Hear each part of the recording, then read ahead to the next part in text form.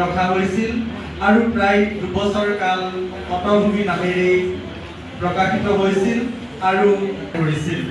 সকলোৱে আলোচনীখনক পটভূমি হিচাপে আদৰি লৈছিল, কিন্তু এমান জটিলতা আহিল আৰু সেইকাৰণে তাৰ আগত স্বদেশ শব্দটো যোগ কৰিবলগীয়া হ'ল। গতিকে 2024 নতুনকৈ আলোচনীখন প্ৰকাশ কৰিবলগীয়া হয়। আলোচনীখন বন্ধু ৰবীন ভূঞাৰ সম্পাদনা তথা নেতৃত্বত আজি 4 বছৰ কাল প্ৰকাশ পাই আহিছে আৰু তেখেত মাজুলীৰ সন্তান। আপোনালোকে জানে মাজুলীৰ আৰ্তনাদ নামৰ ছাত্ৰ জীৱনতে লিখা তেখেতৰ উপন্যাসখনে যথেষ্ট জনপ্ৰিয়তা লাভ কৰিছিল, অসম সাহিত্য সভাৰ বঁটাও লাভ কৰিছিল।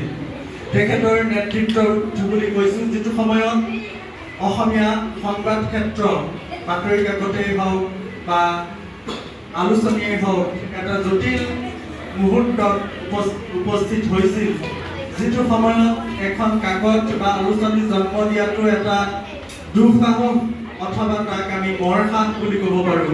মৰসাহ কৰি তেখেতে সামান্য পুঁজিৰে লেখকসকলৰ সৈতে থকা তেখেতৰ সুসম্পৰ্ককেই মূলধন হিচাপে লৈ এই দিছিল আৰু জন্ম লগ্নৰে পৰা আমিও আলোচনীখনৰ সৈতে জড়িত আছিলোঁ। এয়া আমাৰ এক সৌভাগ্য বুলি বিবেচনা কৰিছোঁ।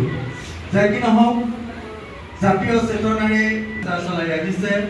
প্ৰায় প্ৰতিটো সংখ্যা একোটা জাতীয় জীৱনৰ একোটা অসমৰ জাতীয় জীৱনত চাহৰ ভূমিকা অতি গুৰুত্বপূৰ্ণ। গতিকে চাহ সম্পৰ্কীয় লগতে চাহ উদ্যোগটোৰ লগতে চাহ জনগোষ্ঠী সম্পৰ্কীয় এটা বিশেষ হয়। তেতিয়াহ'লে কেনে হ'ব? মই তেওঁৰ সেই পৰিকল্পনাক প্ৰশংসা কৰিব নোৱাৰিলোঁ আৰু তাৰ পাছত যেতিয়া মই চাহ উদ্যোগৰ লগত জড়িত কিছু কথা কৈছিলোঁ, তেখেতে আচলতে মোৰ ওপৰতে এটা দায়িত্বৰ ওপৰত কৰিলে যে এই সংখ্যাটো তুমি কোঅৰ্ডিনেট কৰি দিয়া।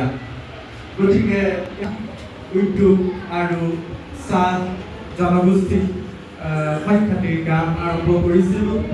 বহুকেইজন বৰেণ্য ব্যক্তিৰ পৰা তাত লেখা অনা হৈছে। বিশিষ্ট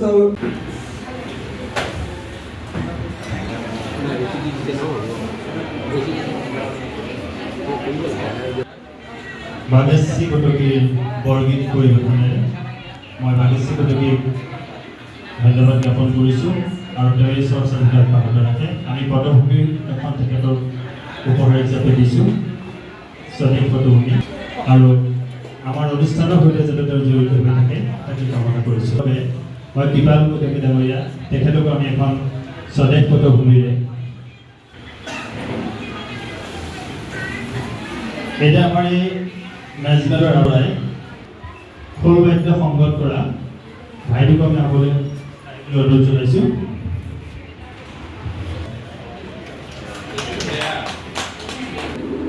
চালক মহোদয়, মুখ্য অতিথি বেজবৰুৱাদেৱ আৰু মঞ্চত উপবিষ্ট বিভিন্ন স্থানৰ বিভিন্ন ক্ষেত্ৰৰ বৰেণ্য ব্যক্তিসকল, গৃহত উপস্থিত থকা প্ৰতিজন ব্যক্তিয়েই সমাজৰ বিভিন্ন ক্ষেত্ৰৰ একোজন বৰেণ্য ব্যক্তি।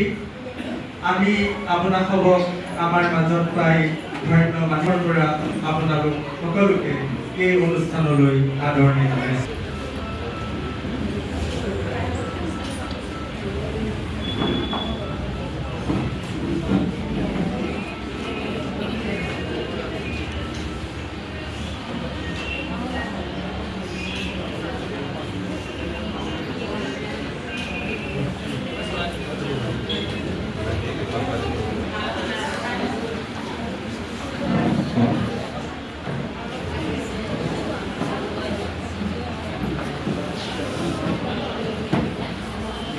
স্বদেশ পটভূমি আলোচনী উদ্যোগত আৰু বোকাখোলা চাহ বাগিচাৰ সহযোগত অসমৰ চাহ শিল্পৰ সংকট আৰু সম্ভাৱনা শীৰ্ষক আজি যোৰহাট মেজমেল অনুষ্ঠিত হৈছে।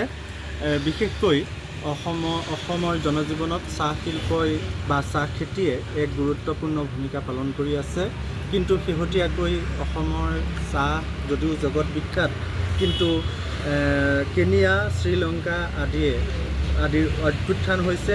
সেই দুখন দেশৰ চাহে বিশ্বৰ বজাৰত যথেষ্টখিনি বজাৰ দখল কৰিছে, যিটো কাৰণে অসমৰ চাহৰ উৎপাদনৰ অনুপাতে যোগান আচলতে বৃদ্ধি পাইছে। প্ৰকৃত কথাটো হ'ল, যিহেতুকে এই চীনত আছে ইতিমধ্যে, কিন্তু বিশেষকৈ কেনিয়া আৰু শ্ৰীলংকাৰ চাহৰ বজাৰখন অহাৰ ফলত অসমৰ চাহ আমি যিমানটো বিদেশলৈ ৰপ্তানি কৰিব পাৰিলোহেঁতেন, সেই বজাৰখন আমাৰ সীমিত হৈছে।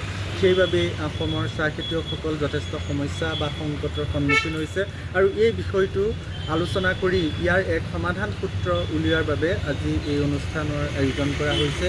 ইয়াত প্ৰভাত কমল বেজবৰুৱা, তেখেতৰ 3টা প্ৰজন্ম, চন্দ্ৰকমল বেজবৰুৱাৰ পৰা ধৰি 3টা প্ৰজন্ম ধৰি চাহ খেতিৰ সৈতে জড়িত হৈ আছে। তেখেতে বিশিষ্ট অতিথি হিচাপে আমাৰ মাজত অংশগ্ৰহণ কৰিছে। তাৰ উপৰিও চাহ উদ্যোগৰ লগত বা চাহ খেতিৰ লগত জড়িত কেইবাজনো ব্যক্তি আছে, তেখেতে বস্তু উপস্থাপন কৰিছে। গতিকে অসমৰ চাহৰ এই যি সংকট, সেয়া আমি সমাধান কৰিব পাৰিম বুলি ভাবিছোঁ। আজি তাৰ পথ আমি মুকলি হোৱাৰ এটা ৰেঙনি দেখা পাইছোঁ। লগতে আজি এই অনুষ্ঠানতে 5খন গ্ৰন্থ উন্মোচন কৰা হৈছে আৰু কেইবাজনো বিশিষ্ট ব্যক্তিক বঁটা প্ৰদান কৰা হৈছে।